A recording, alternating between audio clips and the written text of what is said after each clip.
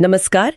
आज हम एक काफी चौंकाने वाले बयान पर बात कर रहे हैं, अमेरिकी सेनेटर लिंडसे ग्राहम का। हाँ बिल्कुल, उन्होंने भारत, चीन, ब्राजील इन देशों को एक चेतावनी दी है। और ये कोई हल्की चेतावनी नहीं लगती है ना? नहीं, बिल्कुल नहीं। ग्राहम का साफ कहना है कि भाई अगर ये देश रूस से सस्ता तेल खरीदते रहे तो अगर ट्रंप प्रशासन आता है तो वो 100% तक आयात शुल्क लगा सकता है। 100%? हाँ, और उन्होंने इसे ब्लड मनी तक कह दिया, और ये भी कि इन देशों की अर्थव्यवस्थाओं को कुचल देंगे। सीधी धमकी है एक तरह से।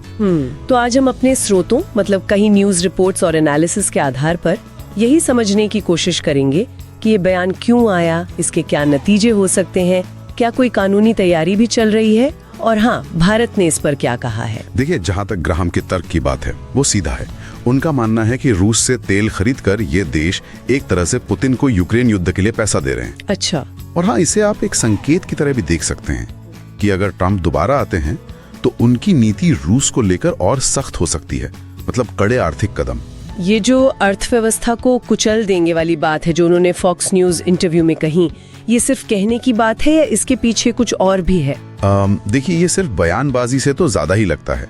ग्राहम और एक और सेनेटर हैं, रिचर्ड ब्लूमेंथल, इन दोनों ने मिलकर एक बिल भी पेश करने की बात कही थी। बिल किस बारे में? उसमें रूस से खासकर तेल खरीदने वाले देशों पर 500% तक टैरिफ लगाने का प्रस्ताव है। 500%। 500%? हाँ, और इसमें जो सबसे अहम बात है वो है सेकेंडरी सैंक्शंस का खतरा। सेकेंडरी सैंक्शंस वो क्या होता है, थोड़ा समझाएंगे? जरूर। सेकेंडरी सैंक्शंस का मतलब ये हुआ कि अमेरिका सिर्फ उन देशों पर एक्शन नहीं लेगा जो सीधे रूस से तेल खरीद रहे हैं, बल्कि उन कंपनियों या देशों पर भी कार्रवाई कर सकता है जो इन तेल खरीदने वाले देशों के साथ किसी भी तरह का बिजनेस कर रहे हैं। अच्छा, मतलब इसका दायरा बहुत बड़ा हो सकता है। हाँ, बहुत बड़ा। अगर ऐसा होता है तो आप सोचिए, पूरी ग्लोबल सप्लाई चेन हिल सकती है। इसका असर बहुत गहरा होगा। समझ गई। तो अमेरिकी पक्ष तो काफी आक्रामक दिख रहा है। अब आते हैं भारत की प्रतिक्रिया पर। भारत इसे कैसे ले रहा है? देखिए, भारत का रुख तो काफी हद तक अपनी ऊर्जा सुरक्षा को लेकर क्लियर रहा है।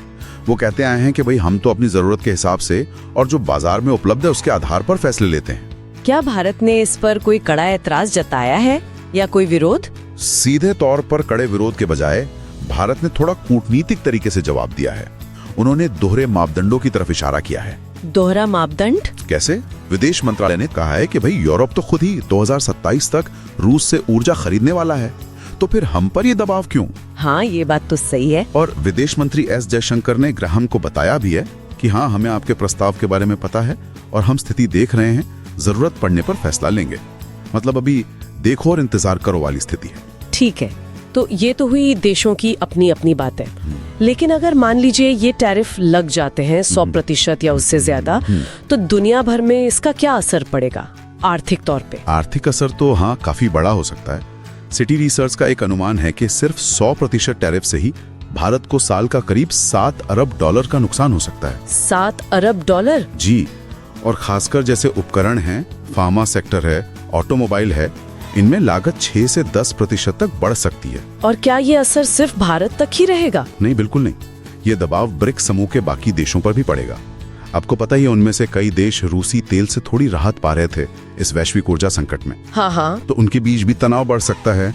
और हाँ, अमेरिका और भारत के जो व्यापारिक रिश्ते हैं वो भी उलझ सकते हैं।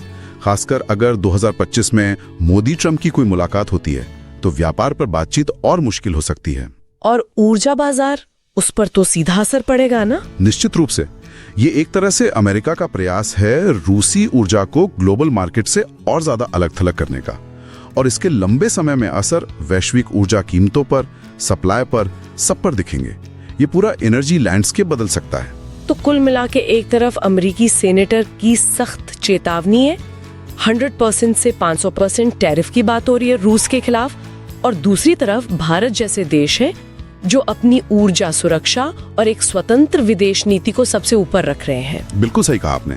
ये पूरा मामला यही दिखाता है कि कैसे ग्लोबल पॉलिटिक्स देशों की अपनी जरूरतें जैसे कि ऊर्जा और बड़ी ताकतों की आर्थिक चालें, ये सब आपस में टकराती हैं और इससे तनाव पैदा होता है। और इसी के साथ हम अपने श्रोताओं के लिए एक सवाल छोड़ जाते हैं सोचने के लिए। भविष्य में जब हम देख रहे हैं कि आर्थिक प्रतिबंधों का इस्तेमाल विदेश नीति के एक बड़े हथियार के तौर पर बढ़ता जा रहा है, तो अलग अलग देश अपने राष्ट्रीय हितों, जैसे ऊर्जा सुरक्षा और भारी भू राजनीतिक दबावों के बीच आखिर संतुलन कैसे साधेंगे?